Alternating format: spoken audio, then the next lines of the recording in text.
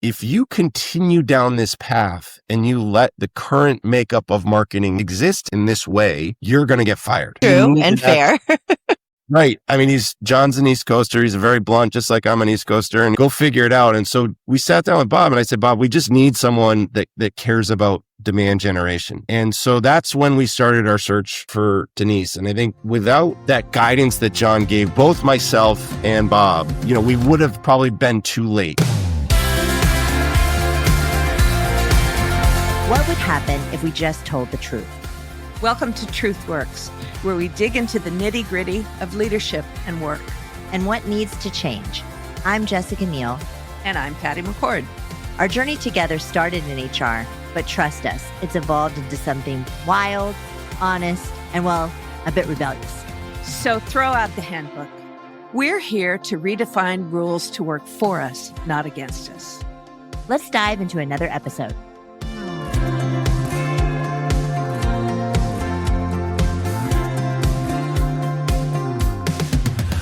Hi, everyone. Welcome to another episode of TruthWorks. I'm Jessica Neal, your host. And today we're joined by two guests, not just one, but we have two guests. And these two individuals are just so fascinating. And they were the architects behind Snowflake's success. And Snowflake, I don't know. I'm sure most of the listeners have heard of Snowflake, but a huge successful company. And basically, these two were responsible, I wouldn't say solely for its success, but a lot of its success are from these two individuals. So welcome to the show, Chris and Denise. I'm so excited to talk to you. You guys have written a book called Make It Snow, which is fantastic, by the way. And so welcome to the show. I'm so excited to talk to you two. Thanks, Jessica. Great to be here with you today. Yes. And Denise, you were the CMO, and Chris, you were the CRO. And I guess I'm guessing people know what those mean, but Chief Revenue Officer and Chief Marketing Officer. Correct? And Denise is still the CMO. Yes. I am the ex-CRO. Yes, you are now advising. Yes, advising. And doing the Silicon Valley semi-retired life. Is that? Yes, I will lose my United Global Services status. And when you get it the first time, you're thrilled. And you know what? When you lose it, you're just as happy. You're just as happy. Yes, I bet. So I think we didn't have a traditional sales team at Netflix, but I've been on boards where we have, and I advise, I'm in VC now and advise tons of companies. And I would say that these two roles are very complicated themselves, but also the relationship between these two roles is often not where you want it to be. Right? And the partnership definitely affects growth and definitely affects sales. And there's sort of a tension between the two and who owns the customer and who doesn't. And so I don't know what you two did to, make things so successful, but I want to know. So let's go back in time and talk about when you started and where the company was and what you did. Because I think the company was pretty small and sales were pretty minor until you two came along. So can you take us back in time to when you met and when this all started? Yeah, maybe I'll start because I started. So Jessica, I started when Snowflake had no customers, actually no CEO, and I just worked for a couple founders. And I appreciate you say that we had a lot to do with the company being great. But, one of the things I'll always say is that, you can be as great as you think you are in sales or marketing, but you need to represent a good product. And I think that the founders of Snowflake built just this world-class product, and we were super lucky. So, but when I joined, there was 0 customers, no website, all this other stuff. So it was really... No website? No website. It said stealth mode. I wasn't even allowed to put, where I worked on my LinkedIn profile. So it was What made you want to join at that time? I call it my midlife crisis. So yeah, I had been at a company that got I had been at EMC, a data storage company, for Yep. 8 years. Went to a security software company, and on my 12-month anniversary, we get acquired back by EMC. And there were a bunch of sales leaders that that knew of me because I had success for only a year, but success at this company that was well known because there was a bunch of these sales disciples that followed this guy John McMahon, and John sat on Snowflake's board of directors for years and years and years. And John is a wonderful guy and super helpful to me. But they all wanted to hire me because I had successfully survived a John McMahon company. And so I started talking to a lot of these guys, realizing that I didn't like any of them. And so I found two French founders who, one of them could barely speak English, the other one was incredibly kind to me. And I just decided, you know what, these are my type of people. And this is kind of how I, think I can get along with people. And that's why I joined. So I joined it as the director of sales, not the VP of sales, not the chief revenue officer, but the director of sales back in November of 2013. And there was a lot of begging, pleading, asking people to try the product for free. Uh-huh. And then Denise came along and helped us become more well known. Yeah. So, So I guess, Denise, so you join, and how, where's the business when you join? When I joined, this was in May 2016, so almost 10 years ago, we had done 3 million in total at that time. So I think the sales organization were about maybe 20 people or so. There were about 7-8 people on the marketing organization. Yeah, very, very early stage. I'd never worked for that small company ever before. And I think, to Chris' point, right, he said, oh, this was a sort of a midlife, crisis, decision. I think it was almost like a midlife realization, situation where you realize that culture matters tremendously. People, matters, more than anything, the people you work with. And of course, the product, right? There was a great product. But also, like with startup in the early days, is all about the believers, right? You believe, and the founder's ability to get other people to believe. And definitely Benoit and Thierry, they had that ability to do that. They were able to attract a lot of great people, a lot of great engineers, and people like, Chris. And then also we had a CEO who had joined at that time, Bob Muglia, who's one of the former top executives, with Microsoft. He had been with Microsoft for over 20 years. He had led many of the largest divisions there, and he had become the company's CEO. And he said to me, Denise, this is the greatest product I've ever seen in my entire career. And it was like, okay, all these amazing people are here. Yeah. I felt like home the minute I stepped, across into the door there. And then the CEO, Bob Muglia, says that this is the best product he's ever seen. So it's more like, okay, I believe I gotta do this. There was that type of, moment. Yeah. And I Yeah. think it's also somewhat rare, not always, but for founders to know that time to bring in a CEO to kind of take things to the next level. Like oftentimes you see the founders, kind of stay in that role. And sometimes that makes a lot of sense, but sometimes it does make sense to bring in someone that has kind of been there, done that. Yeah. And And so I think that has been very unique to Snowflake's success is the fact that our founders, they never wanted to even start a company, right? They never even wanted to become a CEO. They really want to focus on building the best product, ever. And, our founding investor, Mike Spicer, really let them do that. I mean, he also wanted them to focus on that. So they have always really operated on their strength. right. And then we had, CEOs coming in who kind of operated on their strength. I think that's also one of the reasons for Snowflake, Flake success. Because in many cases in Silicon Valley, right? I mean, founders are technical, engineers who've never led a company. They have never led sales or marketing or HR, any of these functions. And also Benoit said so many times, like, I don't want to deal with health insurances. Right? There's so much to figure out when you start a company. Yeah. I just want to build, the best product ever. And this, Snowflake allowed them to do that. Yeah. So remind people where Snowflake is today. So you guys were there when it was sort of not many customers, and for you, Chris, none, and no website. And now where is Snowflake? Well, I mean, so Snowflake is, had a great quarter this past quarter. We'll do well north of $4 billion in revenue this year. And just, I don't know, Denise, how many employees are there now at Snowflake? Yeah, we're a bit over 8,000 8,000 employees. employees. I mean, just incredible. I mean, Incredible. you kind of can only hope that a company has the success that we did when we joined. There was no, I don't think either one of us thought it would be the company that has become. So Sure. Yeah. super lucky to be on that journey. Yeah. And So maybe we should add that Chris is employee number 13, right? At Yes. the company.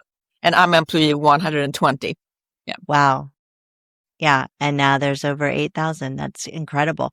So then you guys are sort of building out the culture, the systems, the ways of working that allowed for this success. Like what was it about the relationship between the two of you, or the just point in time of the company's evolution that like where you had that connection, that chemistry to do this? Like what's the story there? Like what happened? So when we started like going to market, and Denise joined when we were roughly about $3 million in ARR. And one of the things that worked out quite well for me is when I was joining Snowflake, there was no CEO. And so I had asked the initial investor, Mike Spicer, to put someone on the board that cared about me. And so he said, like, someone like who? And I said, well, a person like John McMahon. So I mentioned John earlier. John's a legendary sales leader, and John was on another board with Mike. And so I kind of made that as a part of my offer. I needed to actually have John sign on, and literally John and Mike were in a board meeting the next day, and John or Mike made John, or convinced John to join the board of Snowflake, as I joined. So having John on there was incredibly valuable for so many reasons. Because Bob, even when Bob came on, he had managed like 10,000 plus people at Microsoft. Satya Nadella actually worked for Bob at Microsoft. But Bob had never managed a go-to-market organization. And so having, Bob could have John as an advisor to him, but equally, John was an advisor to me. And one of the things that I was Snowflake's demand generation engine. So when Snowflake, was going to market with no customers, I created, these, I call them spam lists, and I would spam thousands of people every week, from my Salesforce inbox of just trying to get meetings. And John was like, hey dude, like that's okay that you're doing that now. But if you continue down this path and you let like the current makeup of marketing exist in this way, you're going to get fired. And he's like, because True and fair. Right. I mean, John's an East Coaster. He's very blunt, just like I'm an East Coaster. And he's like, go figure it out. And so we sat down with Bob, and I said, Bob, we just need someone that cares about demand generation. And so that's when we started our search for Denise. And I think like that, without that guidance that John gave both myself and Bob, I think, we would have probably been too late. And one of the kind of the things that our initial investor, Mike Spicer, said to us when we were building Snowflake was Snowflake needed to get market share before the competition got product.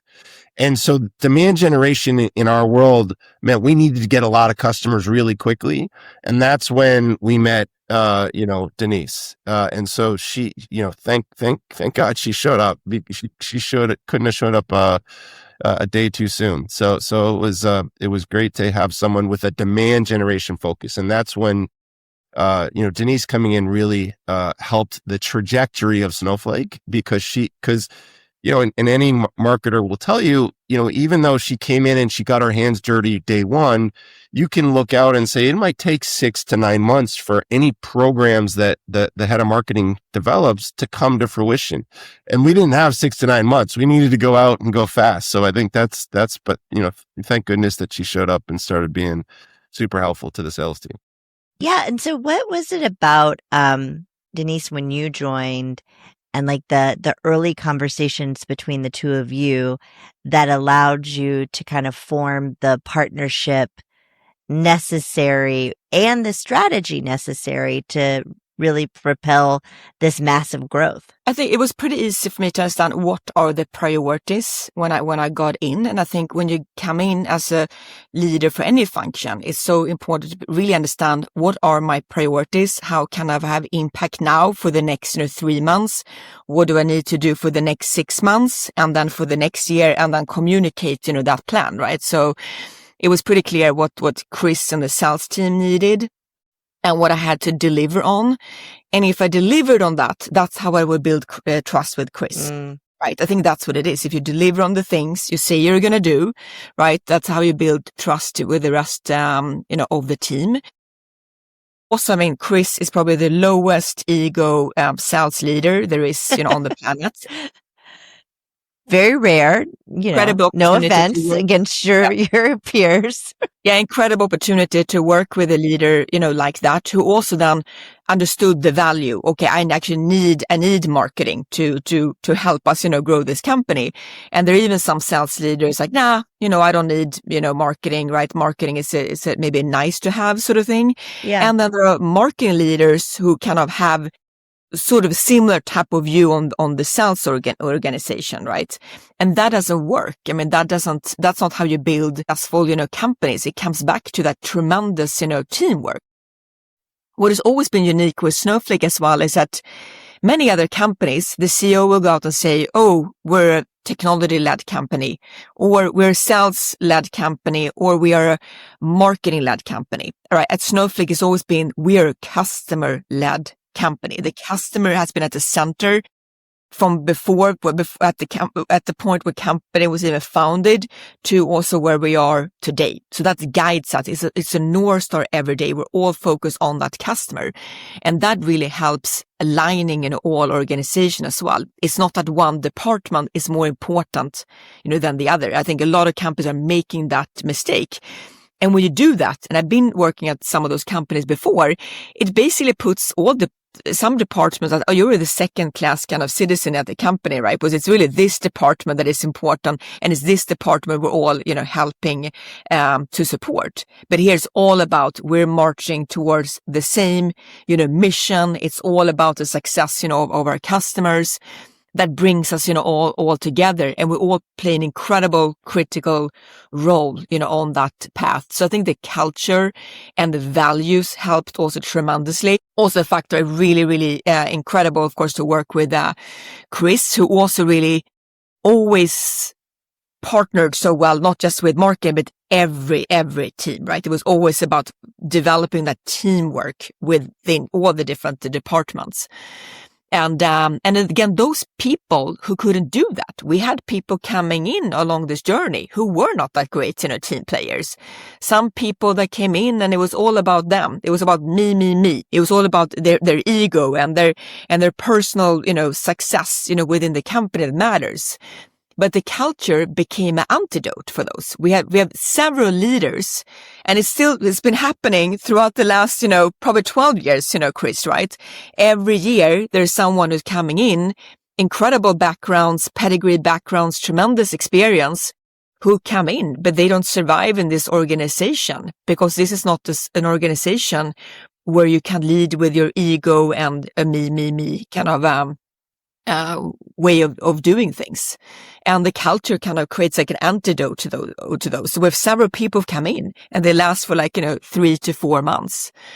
And I think Snowflake has been a really great example of the importance of culture and what that does and how it helps you bring in the right people, keep the right people, and then kind of part ways with the people who are not helpful, to our growth and our mission. Yeah, no, I mean, like we were very similar at Netflix. I mean, I think people get very confused about what culture is and of course its values, but I really always think about it as your operating model. It's how you're getting alignment, how you're making decisions, who you hire, who you fire, how you, disagree, right? Like all of the things. And when that, is broken, then, things come in the system that, deteriorate it, right? So what was it? I'm guessing it wasn't all rainbows and unicorns on this journey. I'm guessing that there were some really tough times, and it sounds like you two sort of had a instant appreciation and respect for one another that allowed you to be open. But, was there something also in those tougher moments that you can recall where your trust and partnership was tested and you came through it stronger? I mean, there was a lot of things that certainly we went through. Like, when Denise showed up at Snowflake, day one, and this is what she said. There's like people that come in with like these big pedigrees. They somehow think that like there's going to be a bunch of minions that are going to do stuff for them.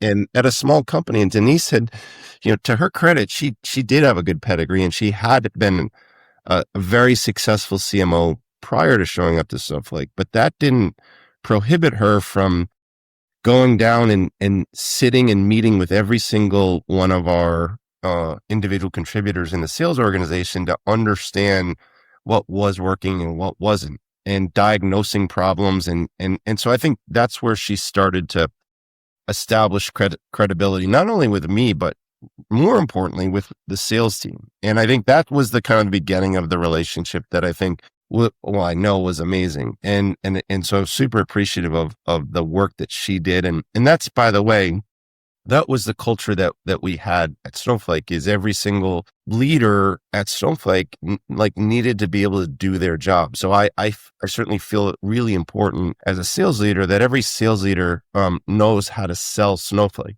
Even doesn't matter how high up you are, if you can't sell it, what how do you know what good looks like? So those were things that I felt super important about. But like there were certainly dark days. I think Denise and I have gone through, so I've gone through 4 CEOs in my time at Snowflake. Denise and I have gone through 3 together. And when I remember clear as day, I was asleep. We were remodeling my house, and I got a text, and I was sleeping in my brother-in-law's childhood bed, and I get a text at 3 a.m. From John McMahon, who was on our board, said, "Call me when you wake up at 3 a.m. Okay, so of course I see that at 3 a.m. I call him. You're gonna call him.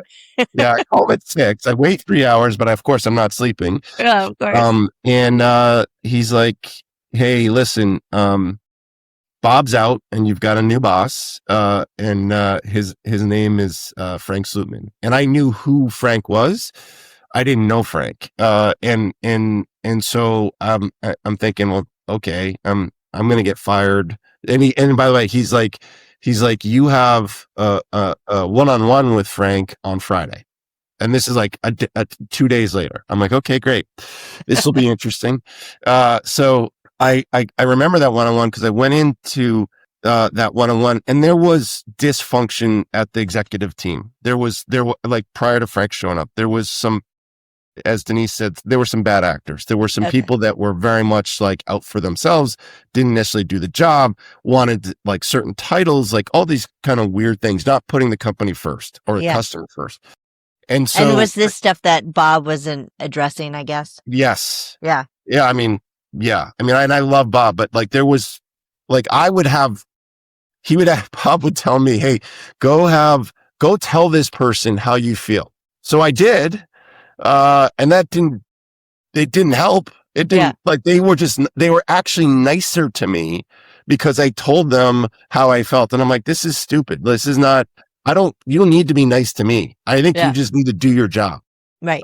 And that was kind of the thing. So there was definitely some dysfunction there.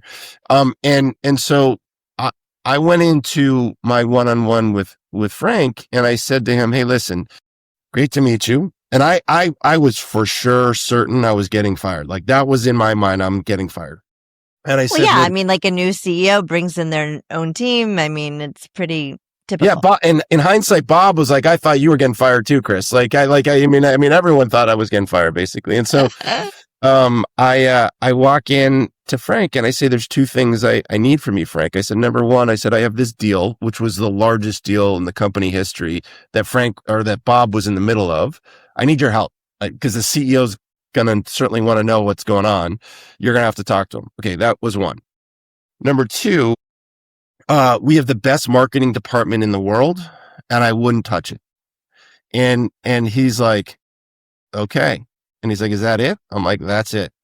And he's like, you're the first one of the executive team that has come in that has not thrown someone under the bus. And I'm like, I'm not here to throw anyone under the bus. I'm here to get my job done.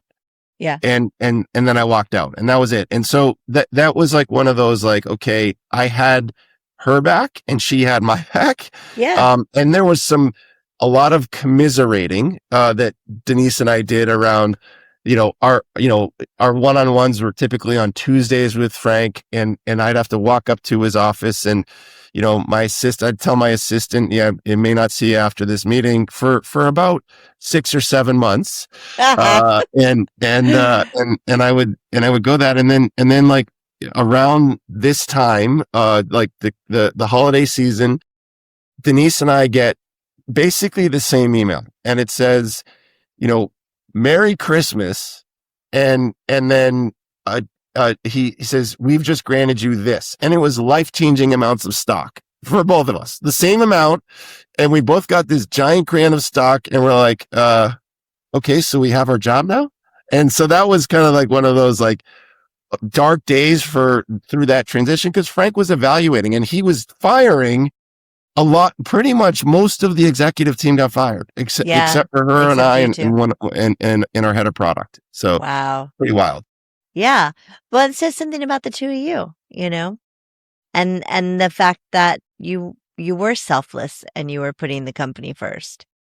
Yeah. I mean, so I don't know. I find both of these roles, when I'm advising companies, they're hard to find people that, I don't want to sound, like I'm generalizing, but I kind of am. But like, they're not,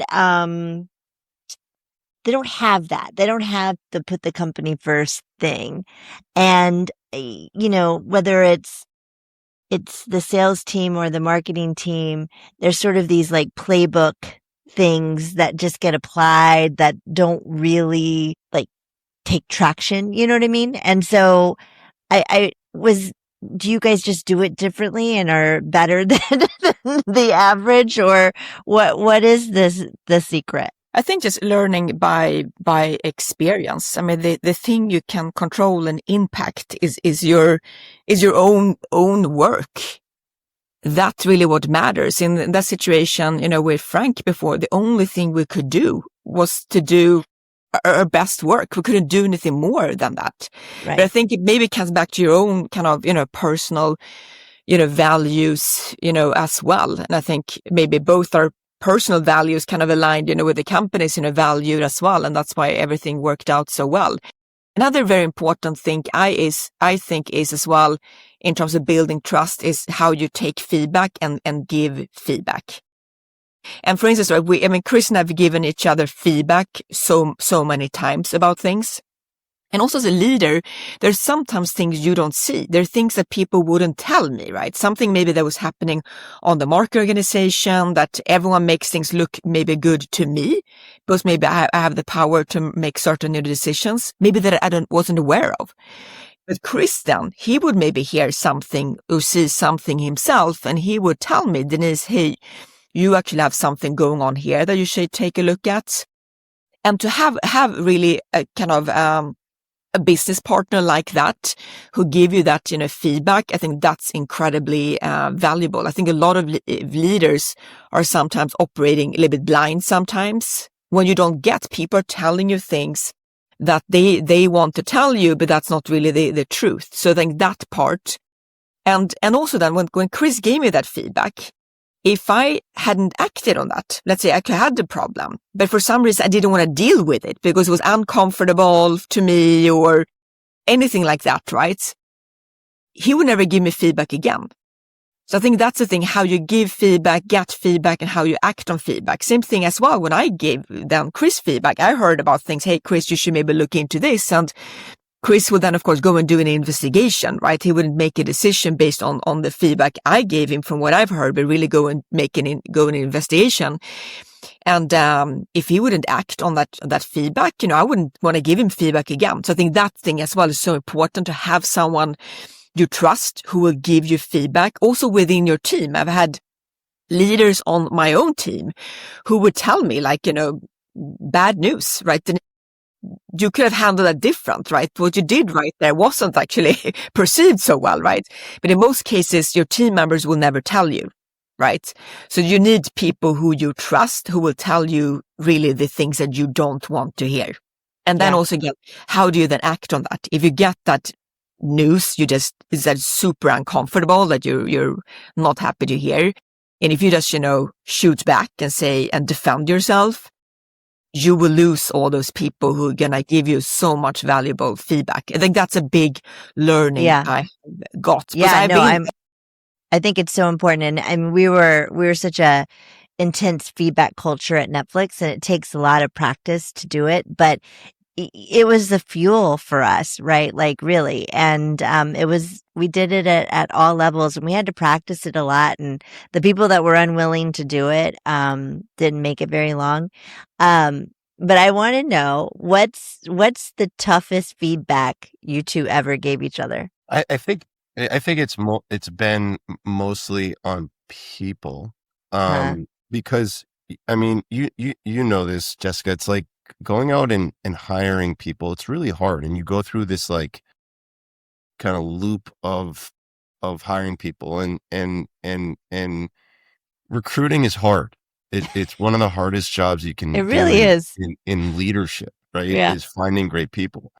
And it's almost devastating in a way, when you think you've hired this rock star, right? And turns out that they're cancerous to the organization. And I think that's probably the hardest thing for me, is like, it's because it's a little bit of an ego blow, because you're like, I went through this process, I hired this person, and I put my name out there to go do this. I spent a lot of energy getting this person there, and then 3 months on the job, and like you hear this, and you're like, and that was the nice part of our relationship, is that Denise had the courage and I had the willingness, and vice versa, to listen. Because like to Denise's point, if she would tell me like so and so, like I clearly remember I hired this very senior executive, and like I'm thinking he's doing great. Like he's like, he talks really, really well. And we're this big company at this point, and people are, very good at managing up. And so I'm thinking, oh, it's great. And Denise, and I remember this. I was taking a vacation up in Tahoe. Denise calls me. It's always on vacation. Yeah. I'm in Tahoe in this like little hot box of a room in Tahoe, and I'm like, she's like, you got a problem, bro. And I'm like, what? He's like, this person is not working out. And it's 3 months on the job, by the way. And I had like done a major kind of like reorg. And I'm like, no. And she's like, dude, you got a problem. And so then what was the problem, Denise? What was this person doing or not doing? This person was very good at talking to an executive team and above, but like I had put major portions of my organization underneath this person, multiple portions of it. And she's like, yeah, this like, let me give you data points. This person had this interaction. This person had this interaction. You've got a problem. And so and to Frank Slootman's credit, like he's taught us, like there's a lot of these things that, Frankisms that he has, like, but one of the things that Frank has is this saying of, when there's doubt, there's no doubt. And so I I started, like that. yeah. And so, I started going out and doing my own investigation. And as I found it, I was like, oh man. So I clearly took that feedback. I was not super happy that I got it, but Yeah. I was real about it. I then shared that feedback with Frank, and Frank's like, when there's doubt, there's no doubt. Like Yeah. literally, he would, in our one-on-ones, he would spew all these, Frankisms, and I'm like, okay, and literally, like, he's like, Chris, Chris, you have too much empathy. He's like, but you're gonna have to get rid of this person. And I was like, you know what? He's right. So instead of like going through this process of like drawing it out for another couple of months, I literally got on a call with the guy and I just said, look, you and I are good. Yeah. But like, this isn't working. And he's like, no, I can change. And I'm like, no, you can't. It's, you've scorched the earth. And I'm like, you got to go somewhere else. And it's hard. Yeah, but that it's so was hard. probably one of the more challenging situations, that from a feedback. Yeah, no, it's so hard. Go ahead, Denise. I think also this serves as advice to anyone going into a new organization. Really try to understand this culture. Again, how are things done here? How do people treat each other? How do people work with each other? And of course, you have to align to that, right? You have to personally, truly align to it to succeed. You can't pretend to, fit into a culture, but really understand the culture. And also in the beginning, you have the right to not do anything. You have the right to just listen. You don't need to talk or come with new game-changing strategies for the first couple of months, right? That's your time to learn, get to know people, build relationships, really, really learn and listen so you can understand, okay, what are my personal priorities, for the next, quarter and the next, year, basically. I think every time those people come in and the first week, second week, they start talking a whole lot about the changes they're going to make and how, where the world it's like, how is can you going. even know? Exactly. Come on. We still see that happens. I think for anyone listening, going into a new job, take that time, because over and over again, we see those people coming in, making the same mistake. They're kind of eager, right? They're eager to have you want to you want to impress people. You want to, have an impact. But the biggest impact you're going to have, to your point, Denise, is like, if you understand the business and the culture, you're going to be so much more successful. But there's a lot of people who just can't do that. And I think the best leaders are the leaders who are self-aware, which it sounds like the two of you really are, who, listen, who are humble, who come in wanting to learn. Right. And, they operate from a learning perspective versus like an I know perspective, and the people that know are really great at managing up.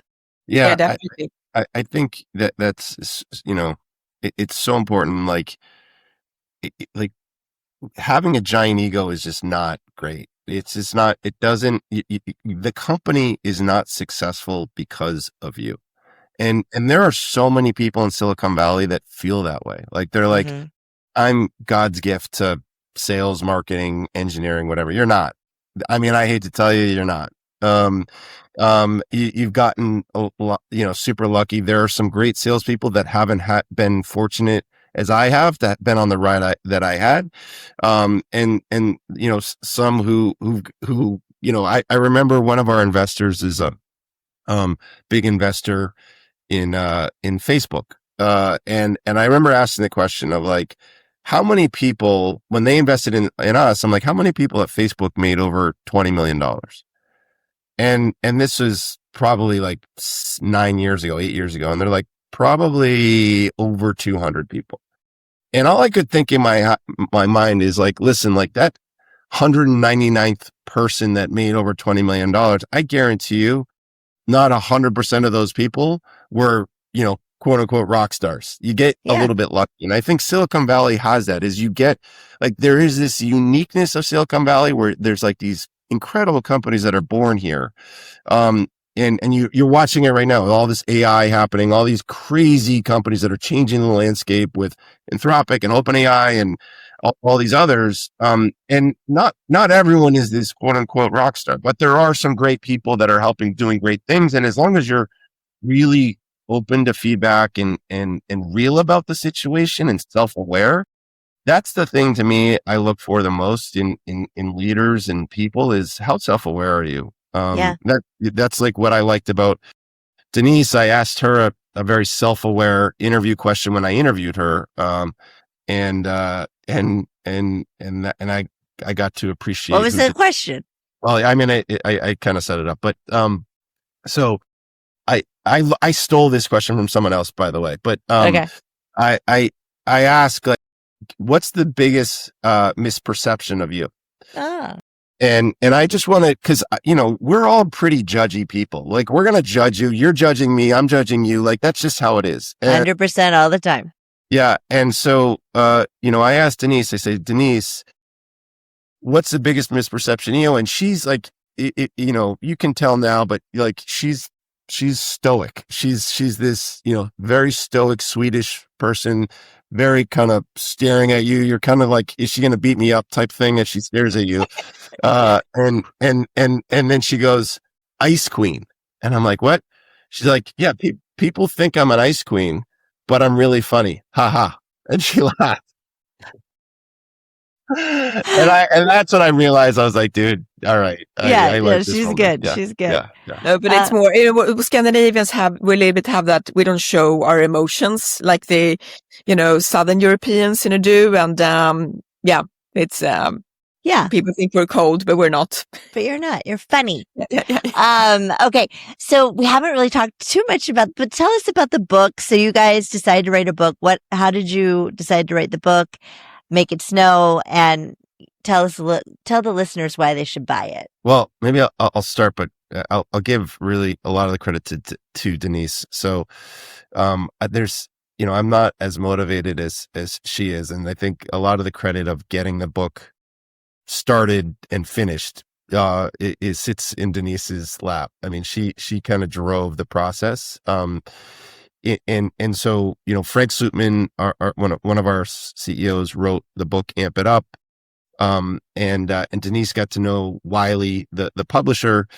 And, then Denise kept conversations going. And then I think the more they learned about us and our backgrounds, that's kind of when, we got going. So maybe Denise, you can elaborate. Yeah, no, it was about 3 years ago where Wiley came and asked, hey, we think you should write a book. And it's like, I didn't know about this. And then they came back again. And it's like, yeah, you know what, there's really this topic around sales and marketing alignment. It's a major challenge. I mean, we meet CEOs every week, right? To say, oh, I just had to fire my CMO, or the CRO-CMO, they don't work well with each other, and always one gets fired and there's a new coming in, etc. Right? It's a waste of time. It's a waste of resources, right? Yeah. And so the book is really about that, and it's become a topic. People are talking about this, more. It's a challenge for totally. We talk about it all the time with all of our portfolio companies. Yeah. I just met a CEO again 2 weeks ago. Said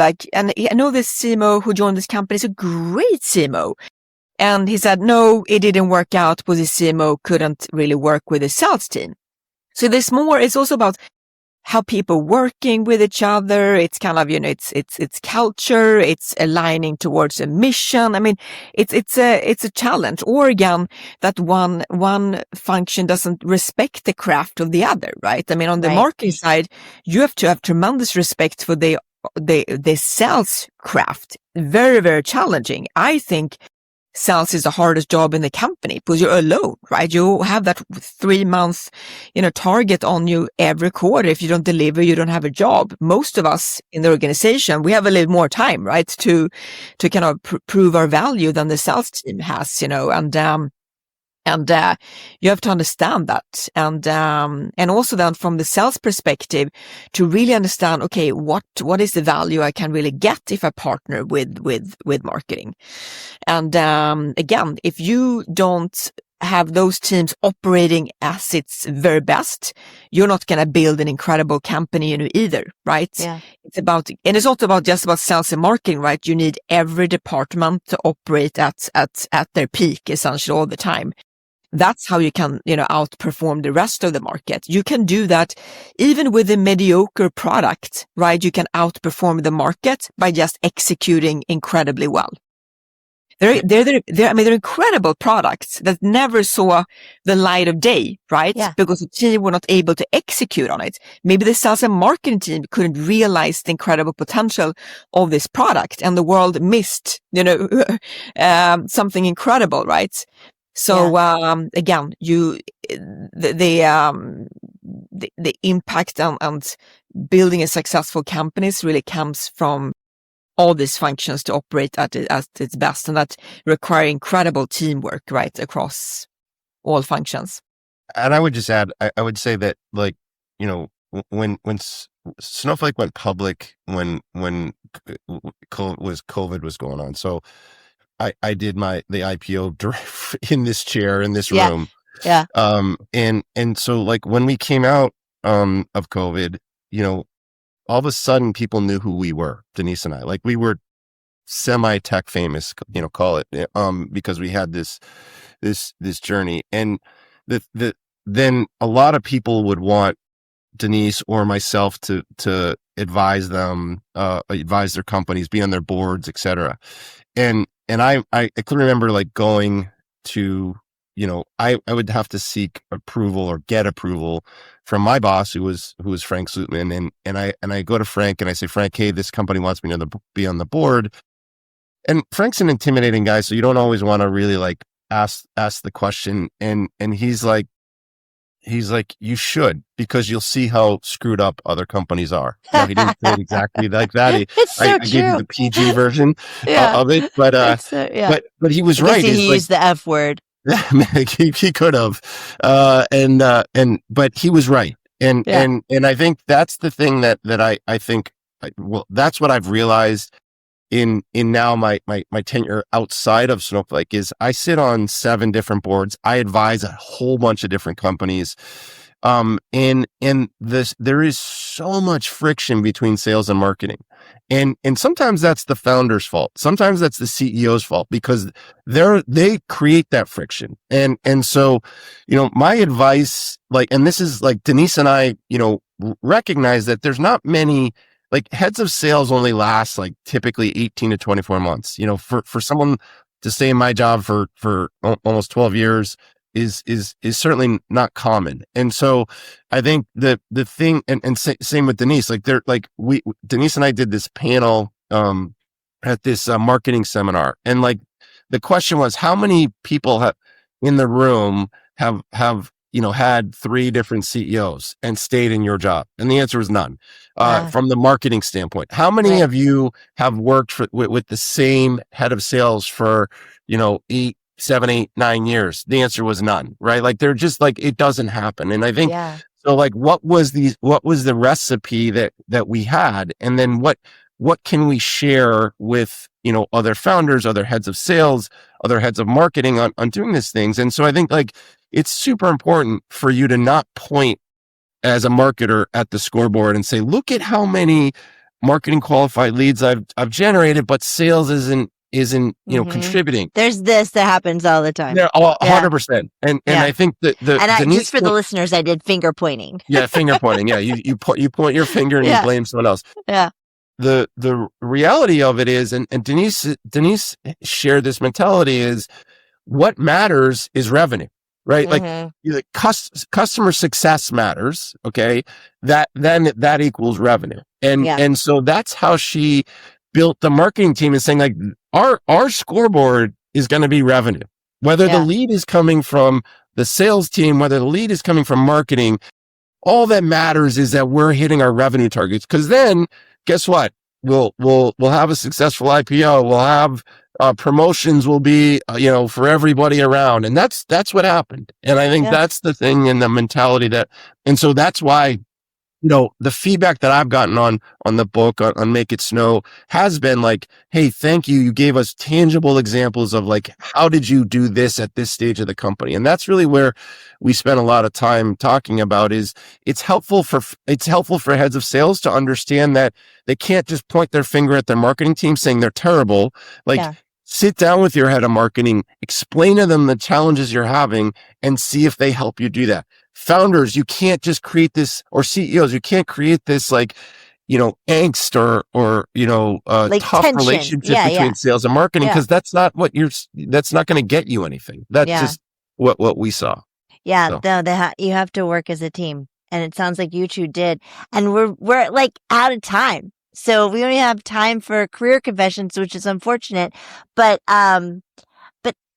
congrats to you two. And like, thanks for making it snow, not only for Snowflake, but for this huge problem that most every company has, as you just outlined with your data from that marketing seminar. I mean, that's pretty concerning, right? And so if you're a CMO, a CRO, and even if you're not, you should get this book, because I think it really does give you actual, tangible, practical things that you can do to make a difference. And the best advice you guys have is like, be selfless and focus on the company and revenue. Don't worry about yourself. So thank you too. Thank you, Jessica. Thank you, Jessica. Thanks. Okay. Thanks. And then if they want to find the book, they can buy it on Amazon or wherever they else get the books. Amazon. Yeah. Kindle version. There's a print version. There's audio version as well. And if they want to find out more about just the two of you, is there anywhere that they should go? LinkedIn. Okay. Yeah. LinkedIn's the jam, man. Okay. Thank you guys so much. You made my Monday. Awesome. Thank you. Thank you, everyone. Thanks for listening to TruthWorks.